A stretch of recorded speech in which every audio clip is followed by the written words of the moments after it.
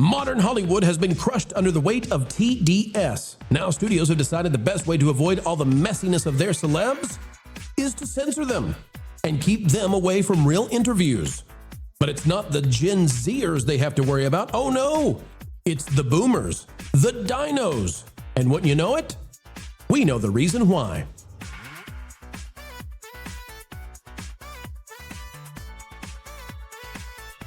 Ladies and gentlemen, boys and girls, welcome back to the Pro Channel, where we are changing hearts and minds one video at a time. Thank you for joining us today. What an honor, what a pleasure. Click the like button and off we go on our way. This out of The Guardian, it says celebrity on celebrity. Are we losing the art of the big star interview? The biggest names in and out of Hollywood are choosing to be interviewed by their peers rather than journalists, leaving many more revealing questions on the table. Now, why would the celebrities be choosing so? Well, what if I told you the celebrities are not choosing to be interviewed by themselves? In fact, the celebrities love to be interviewed by journalists. They love to feel like they are the center of attention, that they deserve this kind of focus. And they, of course, are geniuses that you should listen to. No, folks, it's not the celebrities who are hiding from journalists. It's the studios who are refusing now to put these celebs out there. What's this article all mad about? Well, The Guardian is angry because Meryl Streep just won't do an interview for Devil Wears Prada, whatever she's going to be in. She won't do it. The studios won't allow it. I'm going to skip a few here, okay? But now, actually, here we go. We live in a time where ultra-rich business people have accrued more wealth and power than ever, creating a growing sentiment that they ought to be held to account, no doubt exacerbated by the fact that a wealthy businessman is in his second self-enriching term in the U.S. presidency.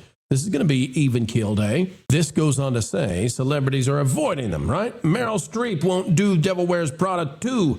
It's the studios, okay? And it goes on to say, this approach isn't new to the 2020s. For years, Interview Magazine thrived based on the idea that it might be more fun to pair up celebrities for a friendly chat. Oh, sure it is. Plenty of film fans look forward to Variety's annual Actors on Actors series, where, say, Adam Sandler chats with Ariana Grande. Leo mixes it up with Jennifer Lawrence, J-Law as they call her. Sydney Sweeney talks craft with Ethan Hawke. The pairings are often inspired, and the clips go understandably viral. Why? Well, it turns out the two celebrities together is way more interesting than a journalist. Journalists somehow are down there with tax collectors in terms of being unpopular. It says, but watching the whole interview often leaves the viewer undernourished. Sandler, for example, is notoriously press shy. And once the charm of him trading anecdotes with Grande subsides, you realize that their interview is largely a series of compliment trades. Actors can be insightful about their craft, but they're not all trained in the art of, say, asking follow-up questions. No, you ninnies at The Guardian. That's the entire reason the studios are having them avoid you, because the studios don't want them getting asked follow-up questions. Most of them, Adam Sandler excluded, most of them are a bunch of doofusize.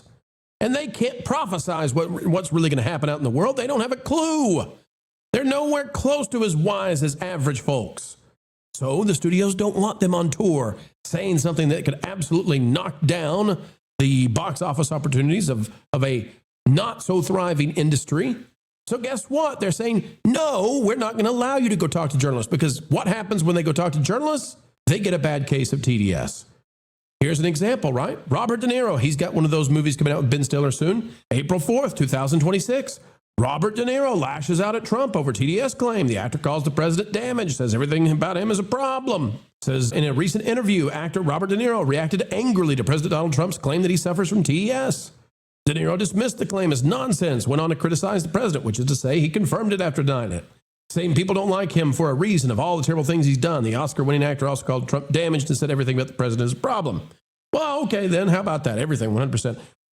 This is what the studios are trying to avoid. This is what they're trying to avoid. Why? Because the older celebrities cannot get out of their way. Bruce Springsteen, same thing, Hollywood Reporter. Bruce opens the first night of the Los Angeles leg of his tour by slamming President Donald J. Trump. Here's what he had to say. Ready? Los Angeles! Welcome to the land of hope and dreams tour. We want to begin the night with a prayer for our men and women in service overseas. We pray for their safe return. Now the mighty E Street Band is here tonight to call upon the righteous power of art, of music, of rock and roll, and dance.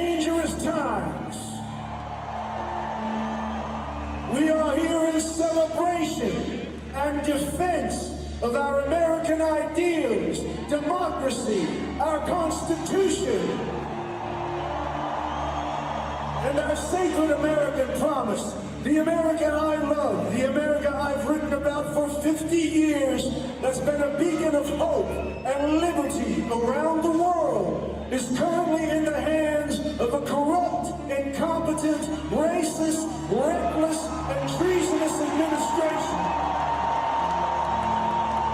Now, why is there a raucous applause? Well, folks, because if you're still listening to Bruce Springsteen, you know he's gone off the reservation. He's fully TDS, and so the people that are going to his concerts, they're right there with him. But this is a political rally, right? You go to a Bruce Springsteen concert now, it's a political rally. You're not welcome. You're part of the evil axis if you're a conservative. So why would you want to go there and be harangued by this man? Well, you wouldn't, right? But the problem is, if you're like him, if you're a celebrity like him, guess what? Guess what, folks? Movies need audiences right now. Bruce Springsteen can go sell out to smaller concert venues, whatever. But movies need audiences, so they can't afford to have celebrities who listen to Bruce be like Bruce anymore. Look at this. Film composer Hans Zimmer goes on an anti-Trump rant during the middle of a concert. We'll play it. You can read it. We'll try to hide it, folks. We will bleep it so that the kids out there don't hear exactly what he had to say, but here's as close as we can get to it. I'm just going to say, Trump. Look at the world. It's terrible. It's a catastrophe. It's a tragedy. Wouldn't you like to ask these people, well, what exactly is? Like, we live in one of the best times ever. Now, I'm not trying to take the side of the president here. I'm just trying to tell you, like, the world is not a catastrophe. It's not. Maybe the economy is not what you'd like it to be right now. But, folks, there are wonderful things happening right now in the world. I'm not trying to be political. If you live in a world where all you see is that the world is a terrible place because you're not in power politically right now, you're deranged. TDS.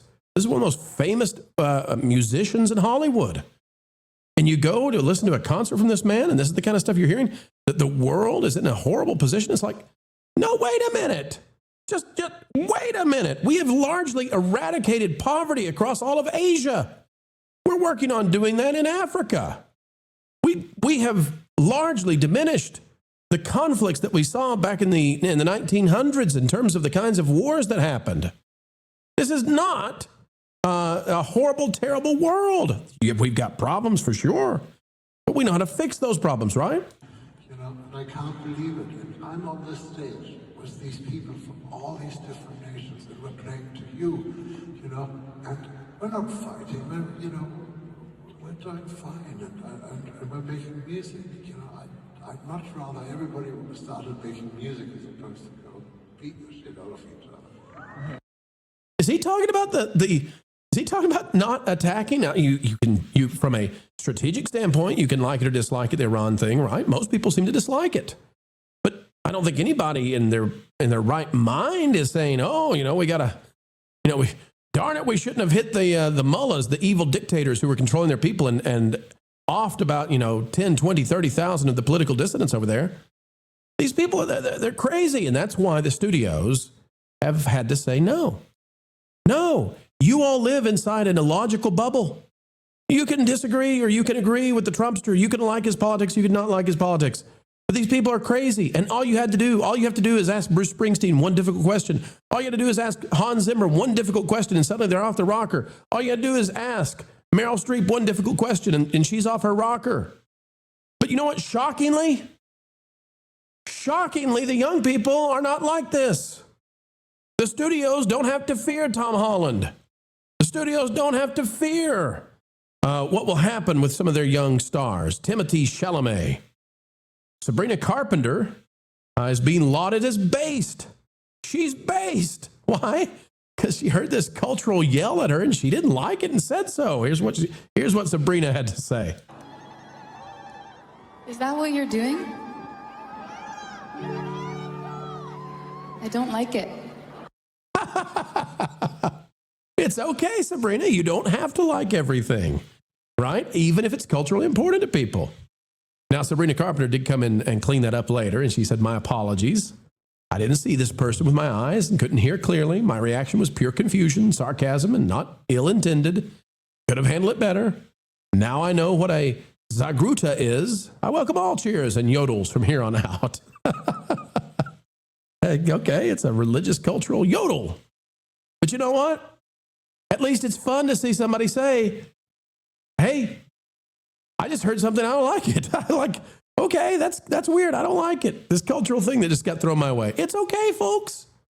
It's okay. You don't have to like everything. You can be based.